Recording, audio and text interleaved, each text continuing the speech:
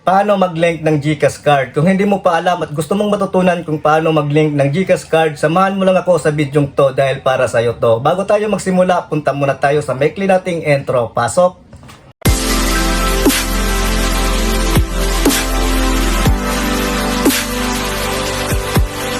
So, welcome to Bonds TV channel. For today's videos ay hindi mo ba alam kung paano mag-link ng GCash card sa GCash account natin? Kung hindi mo pa alam, samahan mo ako sa video to dahil para sa iyo to.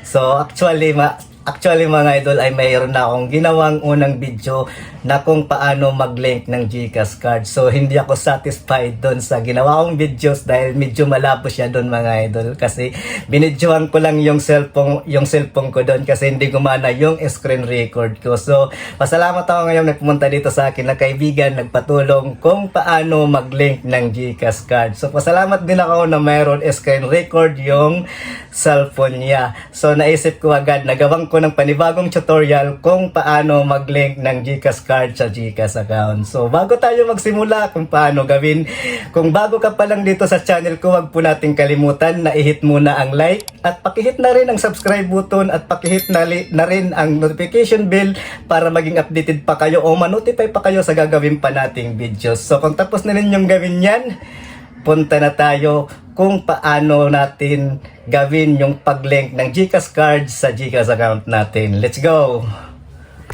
Punta lang tayo sa GCash account natin, then pindutin natin yung card mga idol. Then scroll lang natin, tapos pindutin itong link my card.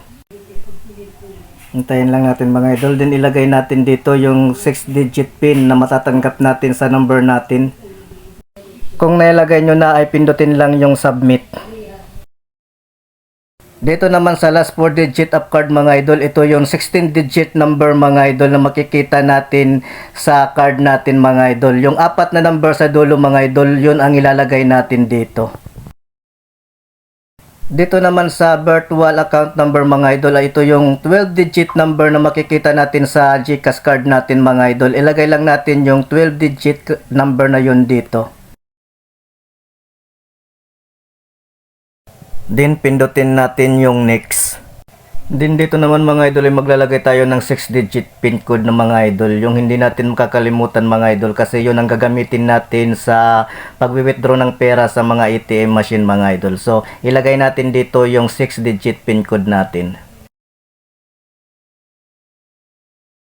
Dito naman sa confirm 6-digit card pin mga idol ay re-enter lang natin yung 6-digit pin na ilinagay natin.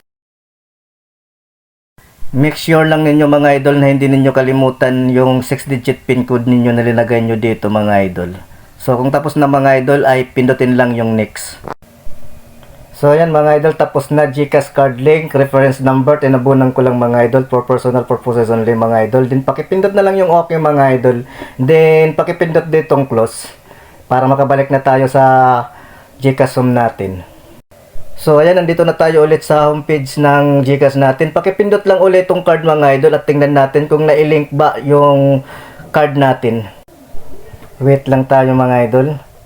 So ayan na nga mga idol, na-link na yung GCash card natin. So ayan siya sa taas.